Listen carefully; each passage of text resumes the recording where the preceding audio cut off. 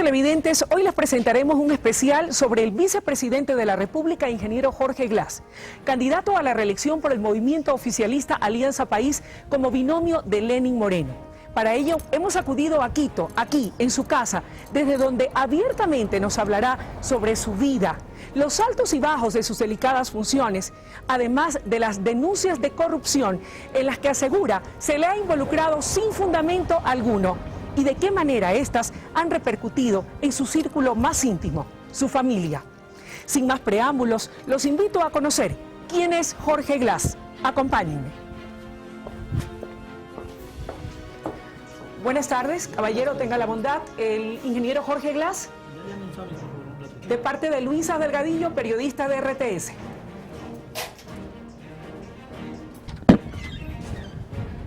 Ingeniero, ¿cómo le va? Bienvenida. Gracias por recibirnos. Gracias por permitirnos llegar aquí a su Gracias casa. por estar aquí. Llegamos cargados de expectativas, toda vez que la figura del vicepresidente Jorge Glass ha sido el centro de la tormenta política a lo largo de las últimas semanas. Y lo primero que nos encontramos fue a su familia. Mi familia. Mi esposa Cintia, Jorge, David y Orio, el nuevo miembro de la familia. Oiga, qué lindo está Orio. ¿Qué edad tiene Orio? 6 meses. 6 Está meses precioso, aproximadamente. qué ¿Sabe lindo hasta la es. fecha de cumpleaños este man? Ah, mire, qué maravilla. Oiga, qué linda está su casa, tía. Le invito a conocerla. Atraídos por la curiosidad frente a los rumores, habíamos pedido visitarlo en su casa, la que no nos tomó mucho tiempo en recorrer. Un modesto departamento con sala, comedor y cocina tipo americano, donde decidimos dar inicio al diálogo. Bien, amigos, y en la introducción habíamos dicho que íbamos a conocer quién es Jorge Glass. Dejemos que sea él mismo que nos cuente todo acerca de su vida. Gracias nuevamente. Luisa, bueno, nuevamente bienvenida. Un cafecito para entrar en ambiente. calor Perfecto. y en ambiente. Y fue precisamente acompañados de una taza de café como iniciamos la conversación. Bien, háblenos acerca de quién es Jorge Glass, cómo se define, sus inicios. Háblenos desde el principio, desde su niñez. Ay, caramba, difícil hablar de uno mismo, pero vamos a contarle un poco de la historia. Mire, vengo de un hogar, me crié en la casa de mi bisabuelo, creo que eso... ¿Bisabuelo paterno o mi materno? bisabuelo materno, Bien. ¿no? El abuelito de mi mamá. Mi mamá también se crió ahí, en esa casa, en la casa vieja, como le decimos, la casa de Esmeraldas y Alcedo, a la vuelta del Mercado Mascote. Ese es mi barrio. Crecí en el barrio del Mercado Mascote y viví ahí hasta los 30 años, hasta que ya salí para casarme. Y Oiga, 30 años, toda una vida. toda una vida, yo digo, sigue siendo mi barrio. Dice una canción, uno no es de donde está, sino de donde lo extrañan. Y ese es mi barrio y ahí crecí en una casa mixta que la fuimos arreglando con el pasar de los años, que era una casa muy sencilla. Decía mi bisabuelo que la había construido con sus manos. Mi bisabuelo era jubilado del municipio, era capataz del municipio, era un obrero, y que vino de Santana. Vino de Santana y en una de esas conversaciones que uno nunca olvida, que uno recuerda toda la vida, me decía que se había enamorado pues, de mi bisabuelita en la provincia de Los Ríos, y dice un día, como había muchos pretendientes para mi bisabuela, pues nos fuimos a Guayaquil. Pero dicen que la dama escoge, así que ella escogió a su bisabuela. Se casaron, yo no conocía a mi bisabuela, ella había muerto antes de que yo nazca. Ya. Y nacimos en la casa de mi bisabuelo, nos criamos con mi madre. Yo crecí queriendo ser médico desde muy niño, ¿no? Uno tiene esas visiones, creo que cuando somos pequeñitos todos queremos ser bomberos. ¿Usted quería ser médico? Y yo quería ser médico y antes en el colegio usted elegía la especialización físico-matemático, químico-biológico, filosófico-social, y yo fui a químico-biólogo porque quería ser médico. ¿Qué pasó? Que cuando ya llegué al último año de secundaria, el 6º año, lo que le dicen ahora creo que 3º de bachillerato, vi que la situación económica era muy difícil en mi casa. Se puso cuesta arriba el asunto. Se puso muy cuesta arriba y yo dije, pues 8 años de una carrera que demandaba mucha inversión en libros, mucho tiempo sin trabajar, yo tengo que estudiar otra cosa. Sin otra opción, optó por la Escuela Politécnica del Litoral, donde estudió ingeniería en electricidad, especialización en electrónica. Y no había la rama de telecomunicaciones. ¿Qué hizo entonces? Hicimos un movimiento de estudiantes con algunos maestros pidiéndole a la facultad que se apruebe la carrera o la mención en telecomunicaciones, que te daba comunicaciones 1, 2, microondas, teoría electromagnética, comunicaciones satelitales, lo que yo quería estudiar y de hecho en lo que yo ya trabajaba. Yo trabajo de los 18 años. Recuerdo que cuando llegué al laboratorio de equipos de walkie-talkie, de comunicaciones ¿Ya estaba inalámbricas... usted familiarizado? Bueno, cuando... De alguna manera, el primer día de ya trabajo... algún tiempo. No, me refiero al primer día de trabajo. Bien. Que yo llegué al laboratorio, bueno, soy politécnico, bienvenido. ¿Dónde están mis herramientas para aprender? No, me dice, tú estás en primer año de la universidad. Ya. Así que tu herramienta es esta. Y me dieron una escoba. Entonces digo, está bien, vamos a barrer, pero yo voy a ser el que mejor barra este laboratorio. Y fui el ayudante, ¿no? Luego me ascendieron, repartía facturas. ¿Qué tiempo barrió? Caramba. ¿Qué tiempo dejó de escoba para pasar ya a la parte propia de la carrera? Ayudante, mensajero, repartía facturas, que hacía de chofer, habrán sido dos años. ¿Bastante tiempo? Por lo menos. ¿No lo desmotivó eso en ningún momento? No, en lo absoluto. Mire, yo ganaba el salario básico por hora, con el tarjetero ese que... ¿Cómo no? Que había a la entrada, y por las noches yo hacía carreras de taxi, porque el salario básico por hora no me alcanzaba. Y me quedaba de perilla, porque a veces hacía las carreras de taxi hasta las 12 de la noche, o 11:30, y a esa hora terminaban de estudiar mis amigos, y yo podía ir a prestar los libros. Entonces yo recogía los libros, llegaba a la casa a estudiar, y a la mañana siguiente se los devolvía. Fue muy sacrificado entonces. Oiga, yo lo recuerdo con inmensa alegría, y aspiro a que mis hijos también surjan con su esfuerzo. ¿Cómo se explica que un hombre sencillo, un hombre que ha vivido de su trabajo, un hombre que se ha esforzado muchísimo y que tenía su vida plena con su familia, con sus hijos, con su madre, con los suyos, con su entorno cercano, dedicado a su trabajo, ¿verdad? A aquello que dice que le apasiona, que ha sido el tema de la electrónica, las telecomunicaciones, se decidió a dar ese salto hacia la política? Yo creo que hay varias instancias en eso. Primero, un día yo trabajaba y luego fui administrador también de algunas empresas, entre ellas un medio de comunicación, televisión satelital, en Guayaquil. Técnico, un poco todólogo, haciendo sonido, ya después aprendí video, porque mi especialidad era telecomunicaciones. Y además ya vi yo que en el futuro todo esto se iba a unir, telecomunicaciones fijas, móviles, video, internet. Yo ya veíamos, creo que por trabajar en tecnología, ya veíamos el futuro, ya hablábamos de la convergencia en la década de los 90. Había un programa de negocios que se llamaba Gestión Empresarial. Sí. El entrevistador un día faltó. Ya. El programa era de negocios y el entrevistador era una persona con sus maestrías en negocios, con su posgrado, una persona muy ilustrada en esos temas, pero un día faltó. Y el director del canal me dice, entreviste usted. Ya, ¿cómo voy a entrevistar yo si yo soy el técnico, soy aquí el administrador? No, pero usted siempre se la vive hablando de política, se la vive hablando de temas regulatorios, vaya, entreviste usted. Y me convenció. Fui a mi casa a ver un terno, porque yo trabajaba en blue jean y zapatos de caucho, me puse un terno negro, después le contaré que lo dejé ahí, no sé cuántos años. Como nadie se daba cuenta, solo me cambiaba de camisa y corbata. Y mi primer entrevistado fue casualmente el presidente del Colegio de Ingenieros del Litoral, Ingenieros Eléctricos y Electrónicos del Litoral. Y al día siguiente volvió a faltar el entrevistador y me cayó un diputado.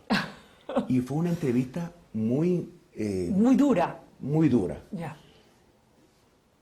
Y me quedé haciendo el programa por todos esos años. Además, yo asumí que nadie me estaba viendo, pues en medio de un canal chiquito, UHF, que recién nacía. No, pero y caramba, y me quedé. Y ese programa se convirtió en el programa de las fuerzas progresistas, en donde yo comencé a denunciar el atraco bancario de los Isaías entre ellos. Comencé a denunciar el intento de la rifa del patrimonio del Estado, la venta de las hidroeléctricas, la venta de la telefónica. Quisieron entregar la concesión de Pacifitel a costo cero, la distribución de la energía eléctrica de Guayaquil sin cobrar un centavo por la concesión. Y yo comencé, como yo era técnico y yo manejaba proyectos, modelos de negocios, yo podía poner el dedo en la llaga Inclusive algunos otros periodistas que ahora lamentablemente son críticos, me llamaban a preguntarme cómo calculaste esto, cómo fue el valor actual neto de esta distribuidora, me acuerdo de la Centro Sur de Cuenca. Comencé a entrevistar a los sindicalistas eléctricos, petroleros, y a exponer muchas cosas en un programa de televisión que se hizo político. Como Entonces, entrevistador de este programa de televisión. Recibí algunas propuestas para ser diputado, lo cual nunca me llamó, siempre dije que no. ¿Y qué hizo la diferencia luego? A ver, yo dije que no a Pachacuti porque yo estaba trabajando en la campaña de Rafael Correa Delgado, mi amigo. ¿Amigo desde cuándo? Desde que yo tengo 11 años y él 17. ¿Dónde se conocieron? Él fundó el Grupo Scout en el Cristóbal Colón y yo fui parte de esa primera generación del Grupo Scout número 17 Cristóbal Colón. Rafael Correa fue mi jefe de tropa, ya desde ella era mi jefe. Y nació una amistad que no se interrumpió nunca, porque cuando él se fue a estudiar a Bélgica, nos mantuvimos en contacto por correo electrónico. Y cuando él regresa al Ecuador, yo comienzo a hacer televisión. Y él era mi invitado y comenzamos a luchar por ciertas cosas con él y con algunas otras personas. Mis invitados eran Alberto Acosta, Salvador Quispe, Rafael Correa. ¿Y ya había en ese entonces la idea o la intención de crear un movimiento político y de participar activamente en política? Siempre vimos en Rafael Correa a un futuro presidente, siempre. Los que lo conocemos de muchos años atrás, le decíamos, y bueno, ¿y cuándo entras a la política? Ya Rafael era director del Instituto de Investigaciones Económicas. ¿Y se imaginaba usted como su vicepresidente? No, en lo absoluto. Ni jamás en mis planes de vida estuvo entrar al servicio público. Yo fui muy honesto, le dije, yo no puedo hacer esto, yo no conozco hacer esto. Entonces me dijo, ayúdame a hacer el plan de gobierno. ¿Usted fue a ayudar al amigo? Sí, al amigo Rafael Correa Delgado y en el líder que siempre fue. Él siempre ha sido así como lo vemos ahora. Y con otros compañeros, Janet Sánchez, René Ramírez, Fander Falconi, Alberto Acosta, debo mencionarlo, hicimos el primer plan de gobierno. Yo aporté evidentemente en las áreas de telecomunicaciones, de regulación de energía, de electricidad, y lo que había aprendido en el programa de televisión en temas hidrocarburíferos, hicimos un primer plan de gobierno. Y ahí terminó mi aporte. Me regresé a Guayaquil. Estaba un viernes en la mañana en mi oficina, me llama la secretaria de Rafael Correa y me dice, lo llama el presidente electo. Y digo, oiga, pero yo estoy en Guayaquil. Entonces, la señora que me llama me dice, oiga, le hago notar que le estoy llamando el presidente electo. Entonces, hablé con mi jefe, oiga, me está llamando Rafael. Bueno, tiene que irse, si lo llama el presidente, tiene que irse. ¿Cómo no? Llegué a Quito en camiseta y fui a la oficina que tenía en el edificio Wimper. Y ahí estuve esperando algunas horas. Cuando pasé a la oficina, me dice, oye, ¿qué fue? Oye, tenía un organigrama de todo el Estado, del Estado central, en un papelógrafo, una gigantografía. Jorge, explícame esto, ¿qué es Conartel, Conatel, Supertel? Y comienzo yo a explicarle las funciones que hacían. Y yo le digo, o sea, que tienes que cambiar esto radicalmente, pues aquí no hay rectoría, aquí no hay electricidad y no hay a quién reclamarle. Aquí no hay banda ancha de internet y no hay política pública, ni siquiera hay plan. ¿Y se imaginó usted que le iba a proponer hacerse cargo de todas esas áreas? Ya te cuento. Y aquí abajo había un recuadro que se llamaba Fondo de Solidaridad, porque era autónomo, una cosa ahí. Y me dice, oye, esta vaina de aquí, me dice. Y le digo, oye, Rafael, eso tienes que cerrarlo, tienes que liquidarlo. Ese es el antro de corrupción de cada gobierno. Las empresas públicas están quebradas, no hay servicio. Tienes que liquidar esa vaina. Perfecto, me dice, te vas al Fondo de Solidaridad.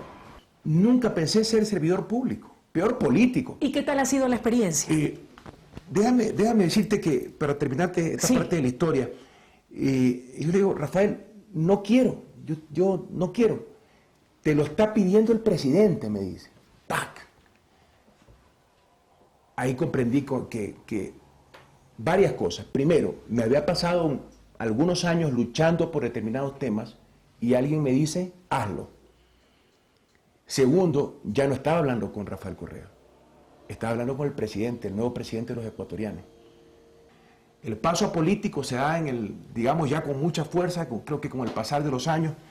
Hubo momentos muy difíciles, muy críticos dentro de la gestión pública. ¿Cómo cuáles? Nómbreme dos al menos. La expulsión de Odebrecht y la renegociación de los contratos de la telefonía móvil.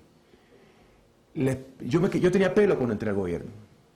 Y en esos meses yo perdí el pelo. No estoy exagerando, Luisa. Mucha preocupación, mucha presión. Fue algo terrible, porque en un caso teníamos millones de usuarios que estaban en una situación, pues, millones de usuarios de telefonía móvil. No sé, en esa época había creo que 7, 8 millones de usuarios que tenía que cambiarse las condiciones. Imagínense, el gobierno anterior quería cobrar 70 millones por las concesiones, nosotros cobramos 700. De eso estábamos hablando, pues era una rifa lo que estaba pasando en el gobierno anterior. Y se hizo equipo de trabajo multidisciplinario, se determinó que la concesión costaba al menos 700 y vamos a cobrar mucho más, son más de 1.000 millones porque es indexado la facturación. Pues no es el ámbito de la entrevista. Pero el tema de la expulsión de Odebrecht fue algo que fue creciendo, de un reclamo a la empresa para que arregle una hidroeléctrica mal construida. Inclusive vino el dueño aquí a una reunión, yo lo voté en mi oficina. Recuerdo que había un perno de anclaje de 1,20 m. Ellos traían abogados de todas partes del mundo, una presión enorme. ¿Sintió que querían intimidarlo? Mira, llegó un momento en que yo saqué un clavo es un perno de 1,20 m, un metro con 20 centímetros. Y yo le digo, esta es la porquería que han hecho en mi país, y se la tiré en los pies, ¿no, verdad? Entonces, y este señor Odebrecht me dice, no toda la vida vas a estar en la función pública. Cuando yo le pedí que insinuó que utilizábamos esto políticamente, para ganar votos. Creo que estábamos en medio de alguna consulta, no recuerdo ya. Yo sé que están haciendo esto un circo para temas electorales y yo lo voté en mi oficina. Le digo, no le permito que usted hable así de nuestro gobierno, se larga. Y esta es su hidroeléctrica, y tiré un perno de 1,20 m. Y me fue amenazando la salida. ¿Cómo me amenazaron los Isaías en su momento por denunciar en un medio chiquito de comunicación lo que no decían los grandes medios? ¿Cómo es que una vez que por este tipo de incidentes y esta denuncia y estas ofensas directamente, en ese caso en su oficina, en su despacho, se expulsa a Odebrecht y luego regresa? Porque cumplió con cada una de las condiciones que puso el gobierno nacional para que regrese. La reparación integral de la hidroeléctrica, la compra de rodetes, unos repuestos que son parte de las turbinas donde golpea el agua, el cambio del sistema de enfriamiento, yo estoy cayendo en temas técnicos, una indemnización económica, la extensión de todas las garantías y el acompañamiento por determinado número de años en la operación de la hidroeléctrica. Y de hecho hasta ahora está operando como un reloj. Cumplió con todos los requerimientos que impuso el gobierno nacional en ese momento. ¿Cómo recibió el vicepresidente de la República, el ingeniero Jorge Glass, esta denuncia que se hizo pública y un escándalo a través del Departamento de Investigación de los Estados Unidos, determinando pues una serie de denuncias de corrupción y de sobornos, han dicho ellos, por más de 30 millones de dólares? Luisa, que tiene que investigarse. ¿Cómo marchan esas investigaciones? Bueno, de lo que se ha determinado ahora, que son investigaciones por temas tributarios, por temas de lavado de activos, las investigaciones están en marcha. Pero la famosa lista no llega. Y estamos esperando todos que llegue. Y que llegue para investigar, Luisa. Que llegue para investigar. Caiga porque, quien caiga. Oiga, Luisa, primero, por supuesto, todo responsable tiene que ser sancionado. Y creo que hemos demostrado. Y denunciar tiene un costo, Luisa. Cuando descubrimos la corrupción de Carlos Pareja Yanuseli, yo sabía que se iba a venir en mi contra. ¿Por qué? Porque no le queda otra. Si él está negociando la impunidad, como hacen los Isaías. Por eso que aquí hay temas políticos al lado de esto. Mire todo lo que han armado en mi contra, Luisa, sin una sola prueba, pero ni una partida por la mitad. Imagínense lo que es para mí, como vicepresidente, tener que pedirle a la unidad de lavado de activos, a la UAF, que realice un pedido internacional a todos los países con los que tienen convenio, que son 140, para demostrar que yo no tengo un centavo ni un tornillo fuera del Ecuador. Yo tengo que demostrar que soy inocente. Pero ¿sabe qué? Lo que estoy haciendo no solamente es por mí, es también por la fe pública, la fe de un pueblo en sus gobernantes. Yo soy el segundo mandatario de este país. Y está bien, yo acudo al fiscal porque él es él es por el fuero que tengo, a él le corresponde las investigaciones, decirle, investigue, no solamente lo que le han entregado, cada palabra suelta en mi contra, investigue. Yo le he pedido a él que limpie mi honra, la honra me la limpio yo emprenderé acciones legales, pero esos son particulares, en lo que son las acusaciones o las insinuaciones, porque no hay acusaciones, bueno fuera que hubiera acusaciones, Luisa. Es que se ha dicho de todo, entre otras cosas, que usted tiene cuentas en el extranjero con importantes sumas de dinero, el señor Carlos Pareja Yanuseli, prófugo de la justicia, que usted conocía absolutamente de todo y que nada se hacía sin su consentimiento y sin su conocimiento. Imagínense que la fuente de la denuncia son las declaraciones de un prófugo que ya está sentenciado por uno de los delitos que los están investigando a 5 años de prisión, auspiciado por los Isaías, aplaudido por el candidato Páez, binomio del banquero Lazo, otro banquero.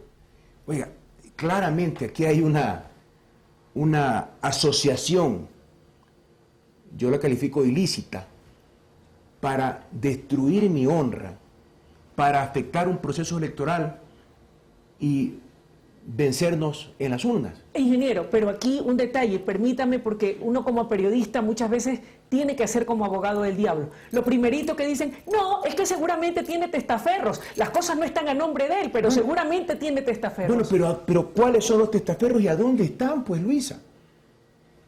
Hay algo que no se puede ocultar en el siglo XXI, y es el dinero. Donde esté el dinero, lo van a descubrir. Alguien tiene que acusar de algo. No puede ser que remitan un escrito al fiscal donde dice, señor fiscal, Carlos Pareja Yanuseli dijo, por favor, ¿dónde está el dinero que me han encontrado? Que tengo casa con piscina, que tengo helicóptero, que tengo autos costosos. Que tiene cuentas en el extranjero con varios millones de dólares. Bueno, yo le voy a demostrar lo que han respondido y además es noticia pública. Pero me destruyeron la honra, pues. ¿Cómo me atacaron? Y algunos periodistas, en lugar de investigar, ¿por qué no le preguntaron a Carlos Pareja Yanuseli? Oiga, ¿y usted le dijo a Jorge Glass que estaba robando plata? ¿Usted le dijo a Jorge Glass que era el líder o que con su primo estaba con una red de corrupción sacando plata por fuera del Ecuador en cuentas oscuras, en paraísos fiscales, en cuentas secretas? Ingeniero Glass, ¿cómo es que usted no se dio cuenta? ¿Cómo es que pudieron hacer todo esto sin que usted pueda conocerlo, tener conocimiento de ello? Oiga, primero, usted comprenderá que yo dicto políticas y estrategias. Yo estoy en la administración de la empresa de Petroecuador, pues. Soy el vicepresidente de la República. Además, déjeme decirle que también está bajo mi coordinación el Ministerio de Industrias, el Ministerio de Agricultura, la estrategia de cambio de matriz productiva, el Ministerio Coordinador de la Producción, Ministerio Coordinador de Sectores Estratégicos, Secretaría del Agua, Ministerio de Ambiente. Yo también, en plena justicia, es un deber moral mío defender a las decenas de miles de servidores públicos honestos que han estado bajo la estrategia de cambio de matriz energética y estrategia de cambio de matriz productiva. ¿Usted confió en el señor Pareja Yanuseli y traicionó su confianza? Pero por supuesto fue ministro de Estado. Oiga, yo lo conocí, ¿sabe cómo lo conocí a Carlos Pareja? ¿Cómo? Porque lo entrevistaba en un programa de televisión, justamente defendiendo las causas de los temas hidrocarburíferos. Era el referente de la izquierda ecuatoriana en la defensa de los intereses nacionales. Se corrompió. Pero para hacer lo corrompió el primo. Pero para hacer esto no pudo haberlo hecho solo. Bueno, pero si ya hay algunos ¿cuántos están prófugos y cuántos están detenidos y cuántos han sido sentenciados? ¿Son todos los que están señalados o determinados? ¿O usted cree que puede haber todavía gente y corrupción allá adentro? Faltan más todavía. Y por eso la Fiscalía continúa con las acciones de asistencias penales internacionales para ver hasta dónde llegó la red de corrupción. Pero al último que esté involucrado llegaremos. Porque lo que le puedo prometer al pueblo ecuatoriano es justicia. La lucha contra la impunidad, que no existe impunidad en este caso, será el mejor escarmiento para que no exista otra vez otro caso de esta naturaleza. Y si vuelve a ocurrir, lo volveremos a sancionar. Oiga, créame que para mí ha sido durísimo. Eso le preguntaba. Esto ha sido... ¿De qué manera, ingeniero Glass, estas denuncias en las que lo han involucrado han afectado su entorno más íntimo, su familia, a usted como persona? Oiga, imagínese que yo comparezco al fiscal en días anteriores, que lo cual es de conocimiento público, para que se investigue todo. Porque, Luisa, vivimos en un Estado de Derecho, no en el imperio de la mentira o de la calumnia. Entonces yo quiero que inicien las investigaciones de la Fiscalía para poder defenderme de la acusación que surja, que todavía no ha surgido. ¿Pero por qué esperó tanto? ¿Por qué no fue ahí, sobre la picada? Tan pronto salieron estas denuncias. No, primero, siempre di declaraciones a la prensa, pero en medio de una campaña electoral, siendo yo candidato, cuando lo que buscaban era distraernos precisamente de nuestra campaña electoral, y además creo que era prudente dejar pasar el tiempo para que alguien presente alguna prueba. Pero una prueba, Luisa, no lo han podido hacer y no lo harán. Entonces, ahora, dentro de un proceso legal, no en la tarima, no en el va y viene de una campaña electoral, ahora que ya expiró mi licencia para campaña electoral, acudí a la Fiscalía para que investigue no solamente los papeles que le han presentado, que los podemos hasta revisar. Carlos Pareja Yanuseli dijo, pero imagínense que después de acudir a la Fiscalía del Estado, ante el Fiscal General de la Nación, que es a quien corresponde, y al Contralor, el juez de cuentas, este asambleísta Salgado, dice, pero hubiera ido con las esposas puestas. Yo tengo un hijo de 14 años. Usted es madre, Luisa. ¿Qué cree que siente mi hijo cuando lee eso? ¿Qué cree que sienten mi esposa y mi madre? Vivimos en un Estado de Derecho. Todos somos inocentes hasta que se demuestre lo contrario. Es doloroso, sí, alguien que estaba al lado mío robó. Pero yo ni robo ni dejo robar. Y ahí me acojo a lo que dice el Evangelio. Caerán 1000 a mi derecha y 10.000 a mi izquierda. Yo tengo mis manos limpias y yo se lo quiero demostrar con documentos. ¿Cree que esto tendrá algún coste político a propósito de la campaña? Indudablemente, pues. ¿Podrá pasarle la factura? Indudablemente. ¿De qué manera? Mire, pero la verdad, y yo creo que con la ayuda de esta entrevista, Luisa, y yo se lo agradezco infinitamente, primero que usted haya tenido la gentileza de aceptar la invitación de venir a mi casa. Es nuestro deber investigar e indagar en la fuente.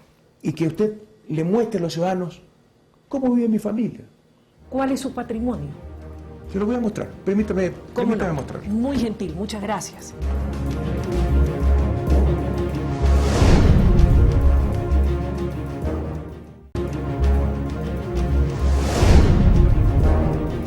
Bien, ingeniero, yo quisiera saber, y que usted me demuestre con documentos, si puede hacerlo, ¿cuál es su patrimonio? Que esto es una auditoría patrimonial. Yo tengo 2 auditorías patrimoniales. ¿Solicitadas por usted? Solicitadas por mí y también son políticas de nuestro gobierno. El presidente dispuso que le hagan auditorías patrimoniales a todos los ministros de Estado. Yo ya era vicepresidente de la República y yo pedí una auditoría patrimonial y la auditoría abarcó la primera de estas desde el año 2009, porque solo pueden revisar 7 años anteriores, 2009 hasta el año 2015.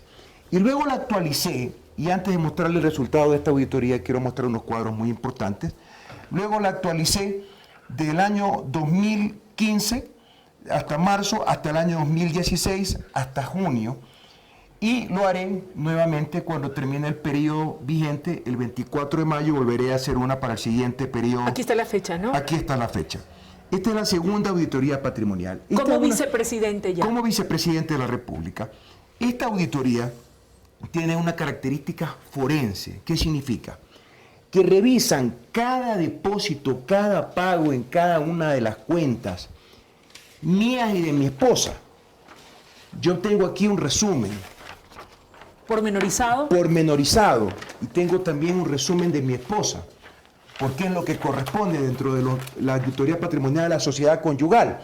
Estos son mis ingresos que tuve cuando fui presidente del Fondo de Solidaridad, cuando fui ministro de Telecomunicaciones, cuando fui ministro de Sectores Estratégicos y cuando he sido vicepresidente de la República, con todos los ingresos, con todo lo que he recibido cuando vivía en Guayaquil y venía, tenía subsidio por residencia, los décimos que recibí dentro de mis salarios, viáticos nacionales, viáticos al exterior, anticipos, liquidaciones y otro tipo de ingresos, y estos son todos los egresos, impuesto a la renta, aportes, préstamos al IES, tengo 2 créditos hipotecarios, ya le voy a comentar, pagos a tarjeta de crédito, el devengado de los anticipos y total descuentos. Lo mismo con su esposa. Mi sueldo ahora es de $6.000, lo cual es de dominio público, Luisa. Mi esposa, Cintia Díaz de Glass, que trabaja en una industria de alimentos de Guayaquil, que hasta eso han dicho, que porque trabaja ahí somos dueños de esa industria de alimentos, es una familia muy querida en Guayaquil, trabaja más de 10 años ahí, trabajaba en el 2007 con $500, salió porque tuvimos a nuestro niño, hubo un tiempo que ella no trabajó en esa empresa. ¿Sigue trabajando ella allí? Sigue trabajando en esa empresa, en 2010 con $1.045, fue ascendiendo, ahora es vicepresidente de una de las áreas, en el año 2013 ganaba $1.200, luego $2.000 y ahora tiene un sueldo de $4.000 mensuales hasta la presente fecha. Y de todas las cosas que hemos comprado, tiene un resultado en esta auditoría patrimonial que está aquí, abarca, cuando fui ministro de Telecomunicaciones, cuando fui ministro coordinador de sectores estratégicos y en el periodo hasta el 2015 de vicepresidente de la República, y permítame leerle la conclusión general. Dice, de la aplicación de los procedimientos de la auditoría que fueron considerados necesarios y con base a la información analizada determinada que los ingresos percibidos por Jorge Davilas Espinel como ministro de Telecomunicaciones, ministro coordinador de sectores estratégicos y vicepresidente de la República corresponden a remuneraciones, 13º, 14º, vacaciones, viáticos al interior y al exterior acreditados en sus cuentas bancarias declaradas y que los movimientos económicos de ingresos son razonables y acordes con la capacidad de ingresos percibidos. Por lo tanto, se concluye que el incremento patrimonial en $79.000 en 7 años, en el ejercicio de funciones, hasta abril del 2015, fecha del corte del presente examen, en conclusión, dice, por lo que el curso del examen especial no encontramos elementos objetivos que sustenten un incremento patrimonial no justificado. ¿Quiere decir que la familia Glass Díaz vive del salario suyo como vicepresidente y del salario de mi esposa? Y del salario de su señora esposa. No tenemos más ingresos.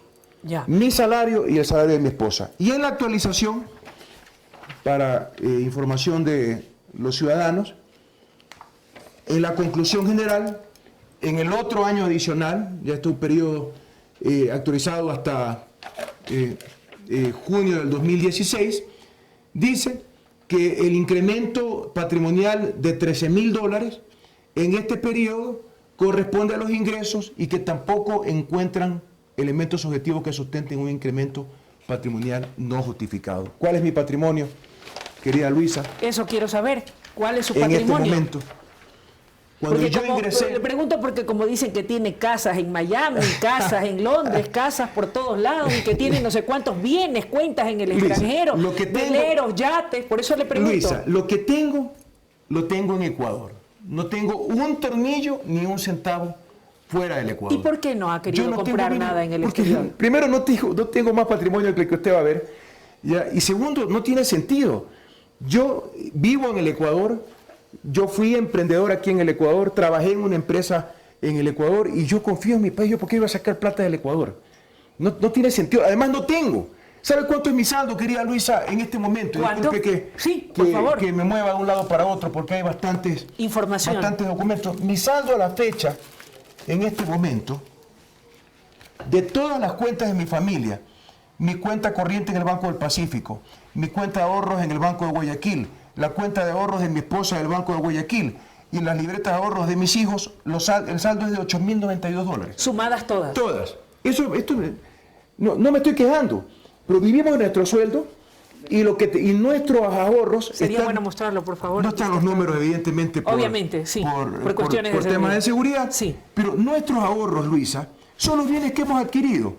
Este departamento, que son 2 departamentos que eran chiquititos que los unimos, que los compramos en distinto tiempo con 2 hipotecas, ya le voy a mostrar mi patrimonio. ¿Ya? Y cuando vendimos nuestro departamento en Guayaquil, cuando acabamos de pagar la hipoteca de nuestro departamento en Ceibos Norte, que compramos en el año 2002, me parece, donde vivíamos nosotros en Guayaquil, decidimos venderlo y con un préstamo de Cintia en el Banco de Guayaquil, para que le digan que ha acudido a una entidad de gobierno a prestar dinero, en el Banco de Guayaquil le dieron un préstamo, me parece que de $25,000 y compramos un departamento en Esmeralda. Nuestros ahorros están invertidos en este departamento, en esa camioneta del año 2014, que es el único vehículo que tenemos, y en un departamento que compramos en Esmeralda. O sea que en Guayaquil ya no tiene casa. Ya no tengo bienes. Ya. Ya estamos radicados aquí en Quito. Mi segundo hijo ya nació aquí en Quito. ¿Es quiteño? Quiteño. Y el mayor vino de 4 o 5 años. Él sabe el himno de Quito, no sabe el himno de Guayaquil. Mire, Luisa, cuando yo llegué al gobierno, yo tenía un patrimonio de $90,000, que ha ido cambiando en 10 años con mi trabajo y el trabajo de mi esposa. Yo como servidor público, y mi esposa no trabaja para la burocracia, trabaja en una empresa privada. A veces me preguntan, Luisa, que por qué en los recorridos no está mi esposa conmigo. Porque mi esposa trabaja, y trabaja en una empresa privada.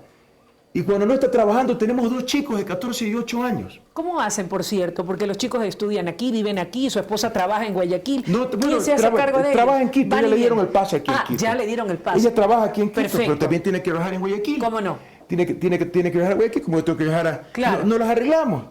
Ya. Como todas las familias. Sí, como toda la familia. Y además mi padres que esposa en trabajan. este momento está haciendo una maestría en comunicación. Mi patrimonio ha cambiado con el sueldo de mi esposa y mío de $90,000, no, en este momento a $200,000. Yo tengo deudas en este momento a la fecha con... Las hipotecas. Las hipotecas, sí. Los pasivos entre tarjetas de crédito, las hipotecas, de $104,000. ¿No? Tengo activos por $304,000, la diferencia son $200,000.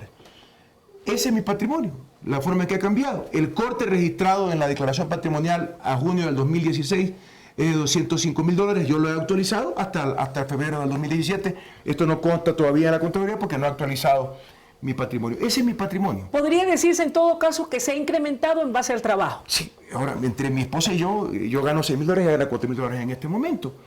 Y son años de trabajo. Estamos hablando de 10 años, Luisa. Y esta es nuestra variación de patrimonio. No hay más.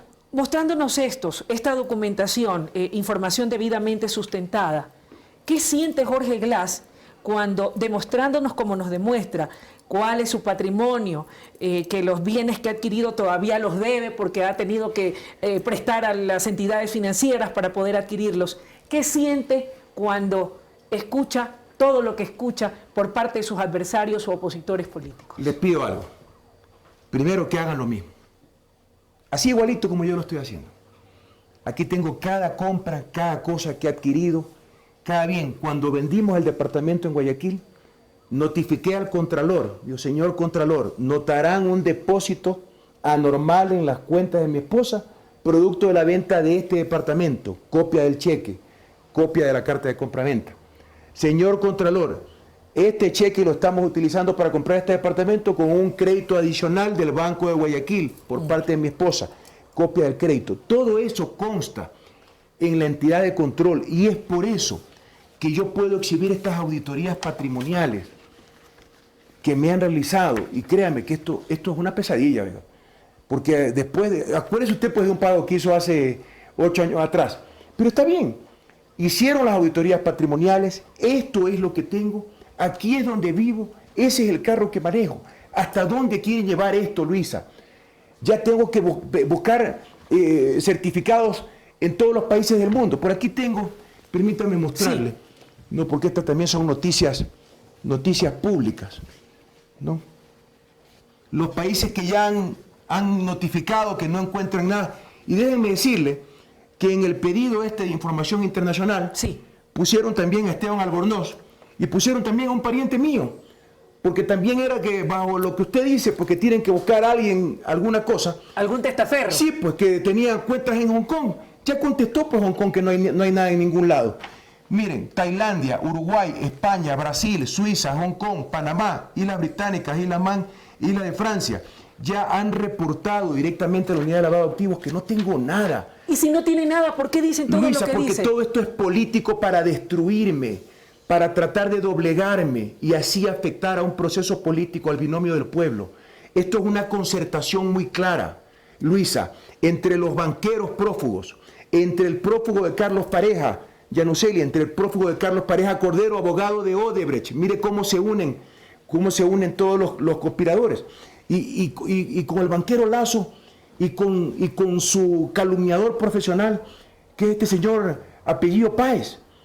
Que ellos le presenten pues esto, Luisa, que digan ellos cuánta plata tienen afuera. Y los prófugos que vengan aquí como yo a dar la cara. Yo estoy en mi casa, voy a trabajar en mi oficina, recojo las calles de mi país, saludando a la gente porque tengo las manos limpias. Ingeniero Glass, con todo y esto, con todo y esta experiencia. Perdóneme esto. ¿Cómo no? Yo quiero completar. ¿Cómo no? Aquí está la estrella de Panamá. Después de todo lo que me tiraron ¿Sabe por qué no demando este periódico? ¿Por qué no lo hace? Porque el abogado en Panamá me cuesta mucho. Es la verdad. Disculpe que se lo diga de esta manera. ¿Y qué dice ese titular de Diario La Estrella de Panamá? Que el sistema judicial certifica después de 3 meses que no lleva proceso en contra de Jorge Glass. Y cree este periódico. Permítame. Que con esto... Aquí usted ha sacado una fotocopia del diario. Sí, La Estrella de Panamá, un print. Sí. Judicial ¿Cree que con eso se certifica, disculpa? permítame, Judicial certifica que no se lleva proceso penal contra Jorge Glass. ¿Y cree que con esto se disculpa? Entonces, Luisa, yo soy un padre de familia. Créame que cuando Lenín me pidió que sea su binomio hace muchos meses atrás. Y todavía no estallaba todo esto, ni todos estos escándalos. Varios meses atrás, y mi madre casi se me arrodilla para que yo no acepte. Me rogó, me lo pidió por Dios, que ya salga de la política. ¿Y por qué aceptó? ¿Y por qué siguió? Luisa, porque por varios motivos. Primero tuve que explicarle a ella que uno tiene que estar a donde la historia le indique. Segundo, admiro mucho a Lenín. Él es una siguiente etapa de nuestro proceso político. Disculpe, yo no quiero hablar de temas políticos, pero la ciudadanía sabe que vamos a triunfar contra estas todas infamias, porque todo esto es mentira, todo es mentira. Yo puedo demostrar esto. Esto no lo pueden demostrar los otros. Yo sí puedo traerla a mi casa y mostrarle todo esto. Segundo, el entusiasmo de mi movimiento político para que yo continúe como binomio de Lenín. Y tercero, y yo diría más importante, yo siento en lo profundo de mi alma que puedo servir al país por 4 años más como su vicepresidente. Yo he transformado muchas cosas. Le pudiéramos pasar una entrevista entera hablando de la transformación en las empresas públicas, cómo todas perdían dinero, solamente por mencionar la empresa telefónica que perdía 70 millones al año, ahora gana 300 millones y con banda ancha y con internet para todo nuestro pueblo. Las hidroeléctricas, los proyectos multipropósitos, la estrategia de industrialización, de cambio de matriz productiva. Yo sentí y siento que puedo servir a mi país por 4 años más, pero solo 4 años más. A eso iba. Sí, Mi siguiente pregunta, si ganan las elecciones o si pierden, ¿usted piensa seguir en política? No. Yo, primero, insisto, yo creo sinceramente que vamos a recibir el respaldo del pueblo ecuatoriano. La miseria y la bajeza humana siempre es derrotada. Ellos no han podido proponer nada al pueblo ecuatoriano y creen que su campaña es esto, es destruir, es atacar. No, sí, encontramos corrupción en el gobierno, la denunciamos y exigimos la sanción y hay estas sentencias en este caso. Y si vuelve a ocurrir, lo volveremos a hacer. Yo quiero ser ingeniero y yo después del próximo periodo... ¿Gane o pierda? ¿Gane o pierda el proceso electoral? Insisto, yo después de esto me retiro. Yo después de esto me retiro de la política y regresaré a ser ingeniero. Yo creo que los ecuatorianos deben rechazar el imperio de la mentira y de la calumnia. Yo creo que lo más preciado para todas las personas es la honra. Así que yo defenderé mi honra como Jorge Glass. Pero hago esto también, Luisa, por la fe pública, la fe de un pueblo en sus gobernantes y que merece una política más decente, como ha dicho nuestro compañero Lenín Moreno. primero les digo gracias porque con todo esto que nos tiraron encima, el binomio del pueblo sacó más de 1 millón de votos de ventaja al imperio de la mentira, porque Lazo tiene a su vicepresidente calumniándome todos los días. Es que no diga que no es él. Él es una persona de alma mezquina. Su codicia de poder lo lleva a actuar de esa manera. Me dicen que antes no era así. En todo caso, yo no lo conozco. No, yo le agradezco al pueblo ecuatoriano. Soy un servidor, soy un trabajador incansable. Estaré en la trinchera que mi pueblo me lo pida.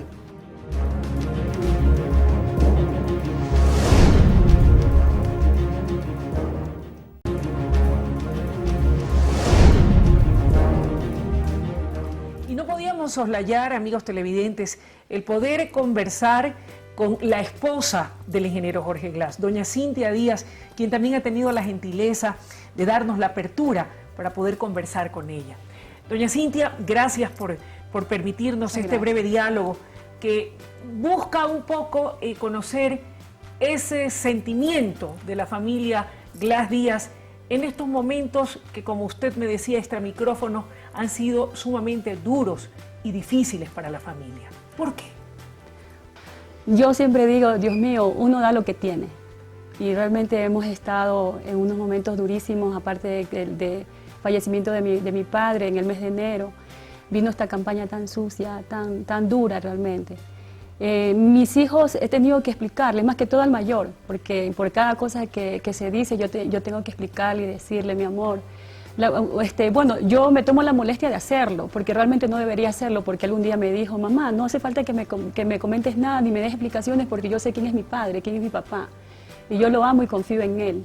Ya no te preocupes, porque él me ve mal, ¿no? Entonces, él se pone mal porque nos ve sufriendo, me ve sufriendo a mí más que todo, porque pasamos más tiempo juntos, y más que todo, el pequeño también, aunque no sepa por qué motivo es, pero se da cuenta, mi sufrimiento, pero bueno. Aquí estamos en la lucha y yo digo siempre que con la ayuda de Dios todo se puede. ¿Cómo sobrellevan cada día? ¿Cómo procuran o tratan de que estas denuncias, estas cosas que se dicen, estas acusaciones, no afecten a la cotidianidad de la vida en familia, del padre, de la madre, de los hijos, de los esposos, del hogar Glass Díaz? Bueno, primeramente mi esposo siempre dice, aquí no se habla de trabajo. No hablamos casi de trabajo. Más bien yo siempre estoy tratando de hacer alguna consulta, algo que no entiendo, que no comprendo, tanto por mi estudio, porque actualmente, gracias al Señor, estoy estudiando una maestría. Tengo muchas responsabilidades ahora, es una nueva más que he adquirido en estos tiempos. Pero siempre tratamos de hablar cosas solamente nuestras, de la familia, de los bebés. Trato de contarle hasta si Orion, nuestra mascota, hizo alguna travesura, alguna gracia. Él se ríe, él disfruta cuando viene aquí con nosotros. Entonces tratamos de que sea un momento ameno, que sea fuera de todo el foco de la política, lo que es de afuera. Si nosotros sabemos cómo es mi esposo, él sabe quién es, yo sé con quién me casé, es un hombre sumamente honesto, un buen padre, un buen hijo, un buen ser humano. Yo le doy gracias a Dios por él, porque para mí es un regalo de Dios estar casada con él, con un hombre así, con sus defectos, con sus virtudes, pero así Dios me lo dio. Y yo lo puedo defender abiertamente y públicamente, que mi esposo es un hombre honesto, sumamente honesto. Y sí me duele en el alma, me duele muchísimo y he llorado mucho y se lo tengo que decir. Porque esto de aquí, o sea, no hay derecho que a uno le acaben la vida o le quieran acabar la vida de esa manera. Si ustedes me ven aquí de pie, o me ven aquí es porque Dios existe, porque hay un Dios muy bueno y verdadero, porque Dios sabe cuántas lágrimas he botado por esto, de ver sufrir a mi hijo, a mi hijo mayor. Cuando la primera vez que salió esto, yo le digo, papito, mira lo que pasó, porque yo siempre, como le digo, estaba rojito y le digo, papito, ¿cómo te enteraste? Me dice, porque me llegan a mí cosas en el celular. Dios mío, yo dije, Señor, ¿en qué estamos? O sea, yo lo veo a mi esposo cada día cómo se desespera por hacer las cosas bien. Un día él me dijo, mi amor, si yo voy a hacer las cosas mal, mejor no las voy a hacer, no las hago. Un día me dijo también, cuando se metió en todo esto de trabajar en el gobierno y todo esto, Yo sabía que iba a hacer las cosas bien porque yo ya lo conozco muchísimos años. Yo sé quién es él. ¿Qué tiempo llevan casados? Si Dios permite, en julio cumplimos 17 años. Ah, son muchos Sí, años. él me dijo, mi amor, yo trabajo para Dios, para la patria y para mi familia. Y eso me llenó de orgullo, de saber que él iba a hacer las cosas bien, gracias a Dios. Bueno, y como parte de esta entrevista, de este poder entrar en la vida, en el entorno íntimo de la familia del vicepresidente de la República, Jorge Glas, no podíamos dejar de lado a sus 2 hijos. Y por supuesto también está la mascota de la familia, el más pequeño, Orio. ¿De qué manera le ha afectado a Jorge, su hijo mayor, que entiendo tienes 14 años de edad, Sí, exacto. este tipo de situaciones? Cuéntanos. O sea, obviamente a mí me ha afectado, pero yo no voy a hacer caso a nadie porque yo sé cómo es mi papá. Yo sé que es alguien honesto, que no va a hacer nada así, y si es que no tienen pruebas, no tienen por qué hacerlo. ¿Qué ha sido lo más difícil? Tal vez, ¿dónde te han dicho, dónde has escuchado? Cuéntame. Obviamente en el colegio es donde más afecta porque es la mayor cantidad de tiempo que paso ahí. ¿Qué te dicen? Cualquier cosa, por ejemplo, van molestando sobre el principal opositor, Lazo, siempre van diciendo cosas sobre él, Ya, en contra de mi papá también. en contra de tu papá. ¿Y qué les dirías tú a esas personas? ¿Cómo es tu padre en el interior del hogar, al seno de la familia? ¿Cómo ha sido él contigo? ¿Cómo lo definirías a tu papá? Que siempre tiene tiempo para nosotros. O sea, él es un hombre honesto, no hace nada malo. Yo conozco cómo es mi padre y yo no tengo por qué escuchar eso. ¿Qué es lo que más aprecias y valoras de tu papá? De que hace tiempo para nosotros. ¿A qué te dedicas? ¿Cuáles son tus deportes predilectos? La escalada, ¿Ya? del muro y todo eso. Ah, qué interesante. ¿Y alguna vez te ha acompañado a tu padre a realizar esa práctica deportiva? Supongo que debe haberse dado de vez en cuando un espacio. Con la escalada no, pero cuando practicaba fútbol casi siempre. Ah, qué interesante. Es que esto es muy reciente, la escalada. Ya. Hoy un mes recién. Entiendo. Y dime una cosa, en todo caso, una vez que se han suscitado este tipo de situaciones, tú me dices, sí me afectó. ¿De qué manera te afectó? ¿Cómo te has sentido? ¿Qué ha sido lo más duro, lo más difícil? Compártenos, por favor.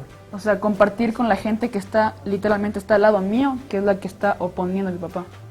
Sentarme al lado de él es algo súper feo. Al lado de la gente que lo Ajá, critica. que lo critica, es lo peor que puede haber. Ya. ¿Qué les dirías tú a esa gente que lo critica a tu padre? De que no puedo decir nada si es que no hay pruebas. Punto. Así de categórico. Ajá.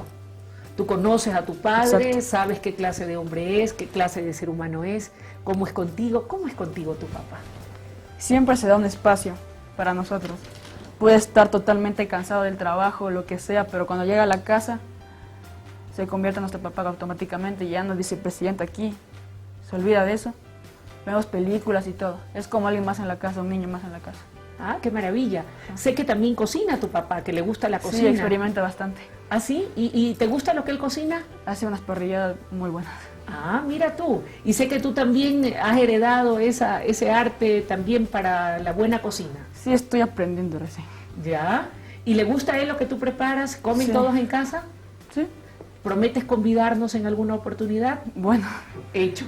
Listo, muchas gracias. Y Gracias. también les quiero presentar a David. David, ¿cuántos años tienes? 8. 8 años. David, cuéntame, ¿cómo es papá contigo? ¿Cómo te llevas tú con él? Yo me llevo bien, es bueno conmigo, siempre nos divertimos aquí en la casa y hacemos todo lo demás. Ah, qué maravilla. ¿Y tú eres buen alumno? ¿Sí? Sí. ¿Y le das esa satisfacción a tu papá de traerle buenas calificaciones? Sí. ¿Y sales con él? Cuando salen, ¿a dónde van? ¿Alguna vez los has acompañado a su trabajo? Sí. Y cuéntame, ¿cómo es un día de acompañamiento a tu papá en oficina, en trabajo o en la campaña? Bien, se pasa trabajando todo el día y solo se concentra en eso. Mi papá siempre está con nosotros ayudándonos siempre cuando estoy difícil en un problema, él me ayuda. Y siempre nos divertimos aquí en la casa cuando estamos... Cuando están juntos. Sí, ¿El papá es bravo cuando David se porta mal? No, más o menos. más o menos, no le creo. Pero en todo caso es un papá consentidor, me imagino. Ujú, Lo quieres mucho. ujú, Cuando seas grande, ¿quieres ser como papá? ujú. ¿Te gustaría, por qué no, llegar a ostentar un cargo público importante como tu papá? Tal vez. Ah, ya te veo. Bueno, en todo caso, ¿qué le dirías a tu papá, aprovechando que todas las personas van a ver esto? ¿Qué te gustaría decirle a tu papi? Que lo quiero mucho. Y tú, mi querido Jorge, ¿qué le quieres decir a tu papá? Que lo quiero mucho igual. Tal vez decirle que lo apoyas, que estás a su lado. Obviamente, o sea, yo no voy a creer nada de lo que diga la gente. Él es mi papá y yo sé quién es. ¿Quién es tu papá? Alguien honesto.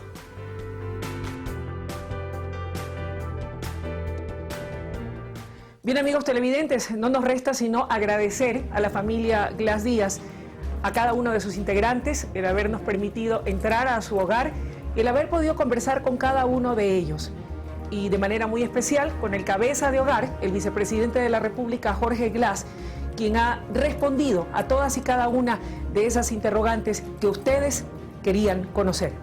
Muchas gracias, Luis. La verdad que ha sido un privilegio tenerte aquí y poder, en el seno de mi hogar, presentar toda la documentación y toda la información que he podido transmitir gracias a tu gentil entrevista.